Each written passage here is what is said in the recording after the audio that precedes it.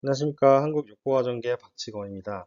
이번 시간에는 직류전력과 교류전력에 대해서 알아보도록 하겠습니다.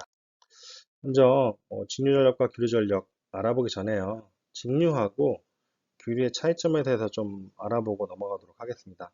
자, 여기 그림에 보시는 것처럼 이렇게 생긴 거는 DC, 이렇게 생긴 건 AC. 딱 눈으로 봐도 딱 아시겠죠? 자, DC 같은 경우는 이게 시간입니다. 시간 T. 요거도 시간 t. 자, 시간이 지나도 값이 일정한 겁니다. 변하지 않고 이렇게 일정한 거죠. 요거를 dc라고 이야기를 하고요. 한 가지 더 추가해야 될 사항은 방향이 바뀌지 않은 겁니다. 뭐 극성이 바뀌지 않았다라고 해도 좋아요. 그래서 요게 지금 요 녀석처럼 플러스에 계속 있다든가 아니면은 마이너스에서 이렇게 있어도 얘는 dc 이렇게 얘기를 할 수가 있고요. ac 같은 경우는 시간에 따라서 값도 이렇게 바뀌면서 방향도 이렇게 바뀌는 겁니다. 극성도 바뀌는 거예요. 그래서 이 시점을 기준으로 이쪽에서는 플러스 방향이 있었고 이쪽에서는 마이너스 방향이 있었죠. 요거를 AC 이렇게 얘기를 할 수가 있는데요. 이 두 가지 그림 같은 경우는 딱 봐도 어떤 게 DC고 어떤 게 AC인지 확 바로 얘기할 수가 있는데 다음 그림에서는 요거를 확실하게 얘기를 못 하시는 분이 계세요. 자, 이런 식으로 지금 시간에 따라서 값이 이렇게 계속 바뀌고 있죠. 이 신호는 AC일까요? DC일까요? 자, 정기적인 입장에서 보면은 이 신호는 DC입니다. 왜냐하면은 시간에 따라서 값은 계속 이렇게 바뀌고 있지만 뭐가 바뀌지 않고 있죠? 지금 극성, 지금 방향이 바뀌고 있지 않죠, 지금. 예. 지금 만약에 여기서 시작해가지고 뭐 해도 이렇게 됐다면 이런 식으로 뭐 계속 반복하고 있다고 하면은 얘는 AC가 될 수도 있는데요. 지금 이 신호 같은 경우는 방향이 계속 바뀌지 않았어요. 요게 잘 가슴에 잘 와닿지 않으면은 이렇게 생각해 보셔도 쉬울 것 같아요. 지금 만약에 이렇게 DC 에러가 이렇게 있고요. 여기 부하가 있으면은 이 도선에서 느끼는 전류의 방향이 뭐 바뀌는가 아니면 한쪽 방향만 있는가를 생각하시면 될 것 같아요. DC 같은 경우는 이렇게 해서 한쪽 방향만 흐르고 있죠. 그렇죠? 그러면은 이 도선에서 느끼는 방향은 이 한쪽 방향, 오른쪽 방향, 이 방향밖에 없죠. 근데 AC 같은 경우는 이렇게, 자, 그래서 이게 부하고요. 지금 이 도선에서 느끼는 방향은 한 반주기 동안에는 이렇게 흐르고 반주기 동안에는 이렇게 흐르게 되죠. 그러면은 자, 이쪽으로 한 번, 이쪽으로 한 번. 이 도선의 입장에서는 반주기마다 한 번씩 전류의 방향이 이렇게 바뀌고 있어요. 그래서 이럴 경우에는 AC 그리고 바뀌지 않을 경우에 DC 이렇게 생각하시면 AC/DC를 구별하시는데 쉬울 것 같아요. 자, 그리고 항상 AC를 얘기하게 되면은 주기, 주파수 이런 얘기가 항상 빠짐없이 나오는데요. 요거는 그냥 참고사항으로 알아두시면 될 것 같아요. 그래서 만약에 이러한 신호가 반복돼서 이루어지고 있다고 하면은 여기서부터 여기까지의 시간, 걸린 시간, 요거를 주기 이렇게 얘기를 하고요. 그 다음에 이 주기가 1초에 몇 번 동안 나왔냐. 만약에 1초에 한 번 됐다 그러면은 1Hz, 두 번 됐다 그러면 2Hz, 세 번 됐다 그럼 3Hz 이렇게 되는 거죠. 그러면은 3Hz의 주기는 얼마냐 라고 하면은 1초 동안이라 그랬으니까 1초 동안에 세 번 됐으니까 3으로 나누게 되면 되죠. 그럼 얘는 한 33.3mm, 333mm 정도 되겠죠. 맞나요? 만약에 우리 지금 컨센트에 들어가 있는 게 60Hz니까 60Hz의 주기는 얼마냐 그러면은 1초 동안이니까 60으로 나누게 되면 얘 같은 경우는 16.67ms 이렇게 되는 거겠죠.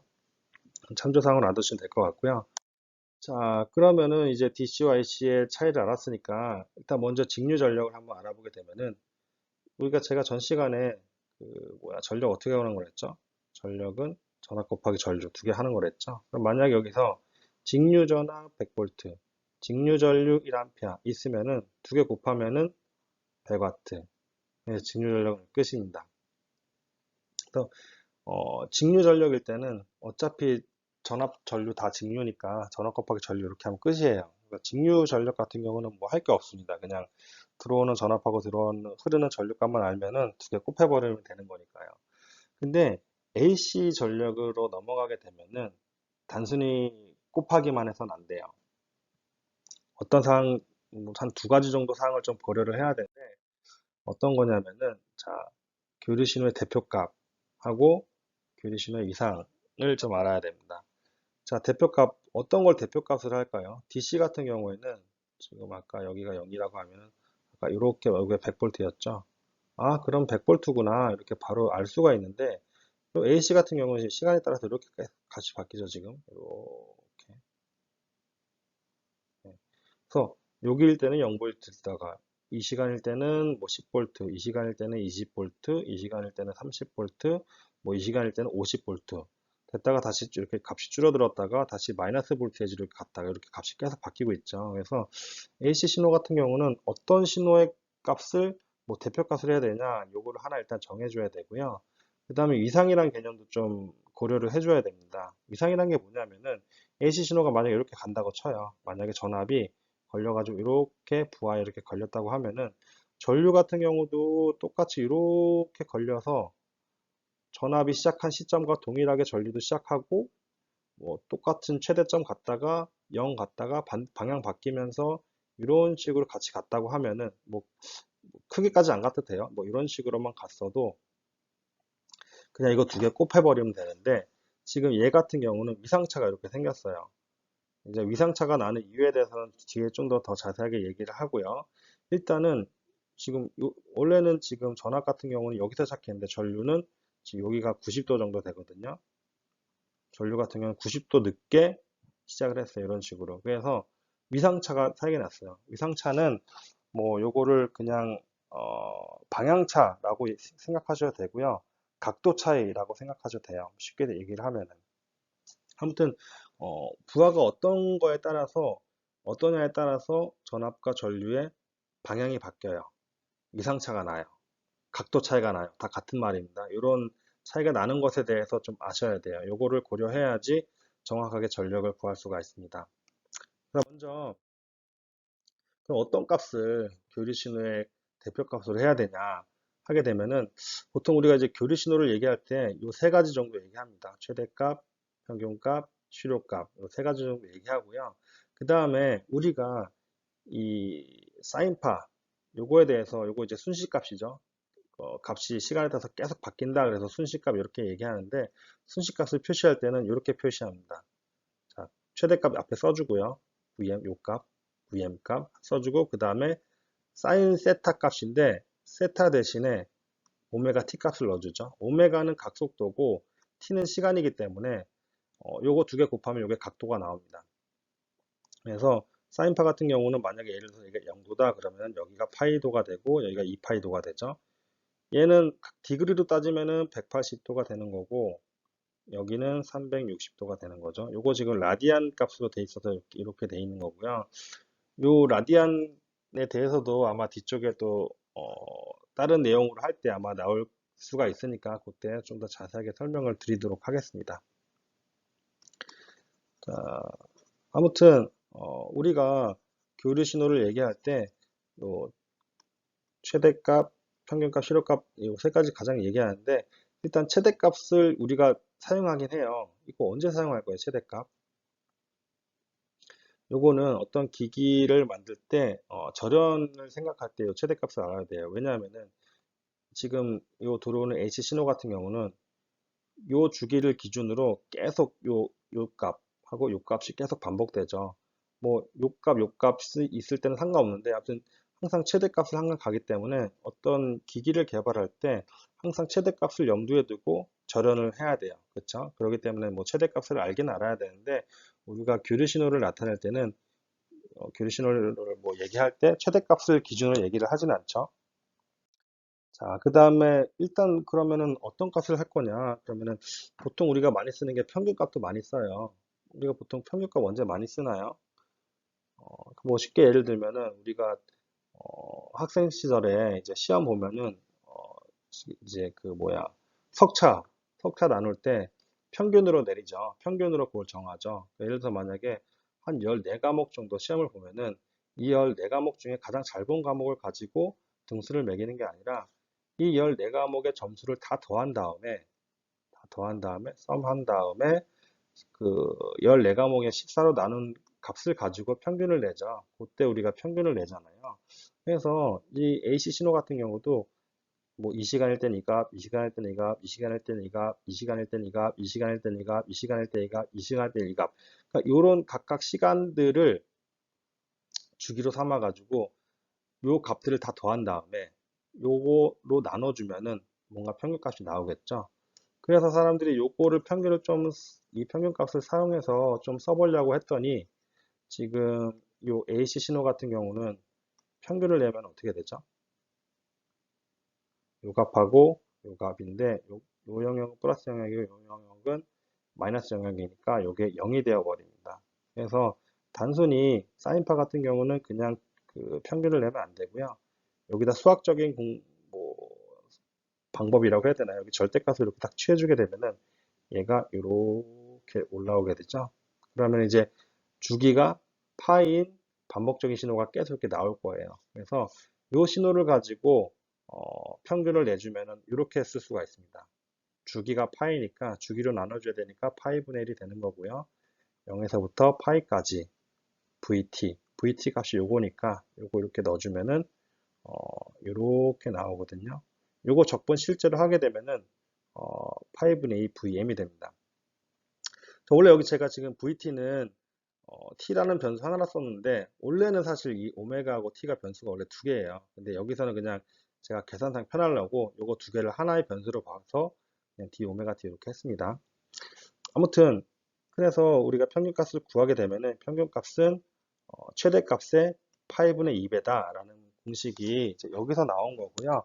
사실 이 값은 우리가 지금 원래 정연파 신호 같은 경우는 2파이가 주기인데 지금 파이로 지금 주기를 썼기 때문에 이것도 그닥 그렇게 정확한 값은 아닌 것 같아요.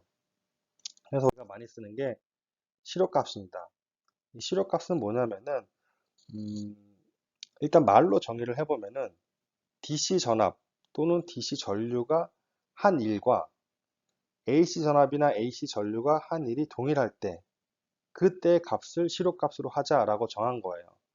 뭔가 말로 하면 조금 정의가 이해하기 어려운데 예를 들면은 자 여기 105mm의 저항이 있는데 100V의 DC 전압을 여기다 인가를 하게 되면은 뭔가 얘가 막 열을 받겠죠.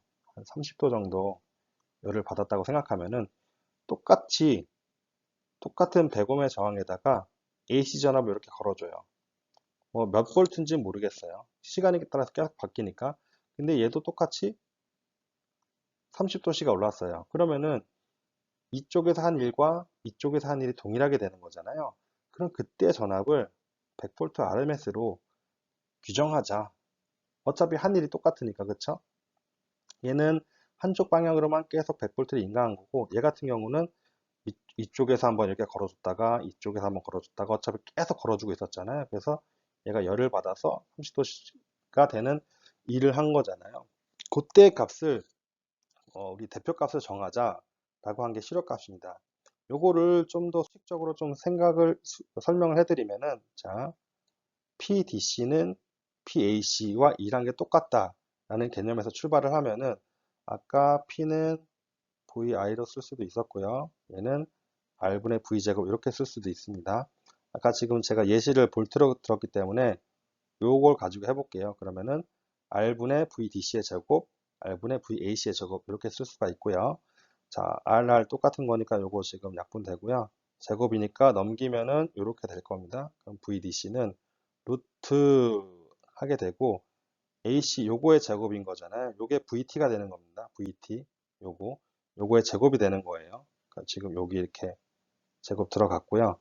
그 다음에 요거를 평균 때릴 겁니다. 평균. 그래서 지금 2파이 주기가 2파이니까 주기로 나눠줘야 되고 0에서 2파이까지 VT의 제곱 이렇게 되는 거예요. 요거 풀게 되면은 이렇게 쓸 수 있는 거고요. 요거를 적분을 다 끝내게 되면은 여러분이 아시는 이러한 공식이 나오게 됩니다. 그래서 요 값하고 요 값이 이제 이렇게 제가 바뀌었다 그랬죠. DC 값이 VRMS 값은 루트 2분의 VM. 그래서 RMS 값은 최대값의 루트 2분의 1배다. 이런 공식이 나오게 됩니다. 자, 아까 평균값이나 여기 실효값 이런 것들은 실제 적분하는 거는 이제 구글 인터넷 쳐보면 많이 나오거든요. 그거 한번 참조를 해주시고요. 그래서 여기에 나오는 이 RMS 값의 그 뭐야, 용어가 루트민 스퀘어 야곱니다. 루트민 스퀘어. 자, 여기 루트 한번 씌웠죠. 민, 여기 이제 주기 평균 했죠. 그리고 스퀘어. 그래서 우리가 실효값 아니면 RMS 값 이렇게 얘기를 하는 거예요. 그래서 우리가 항상 AC 전압을 이야기할 때는 어, 뭐 이게 RMS 값이다 아니면 평균 값이다 이렇게 얘기 안 해도 그냥 RMS 값을 다 이해를 해요. 그래서 뭐 컨센트에서 만약에 220V가 나온다 그러면 220V RMS구나 이렇게 이야기를 하시면 되고요.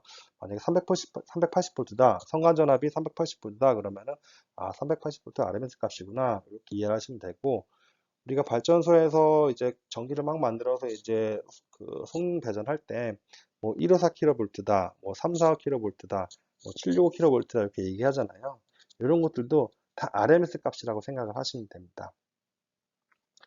자, 일단 여기까지가 오늘 할 내용이고요.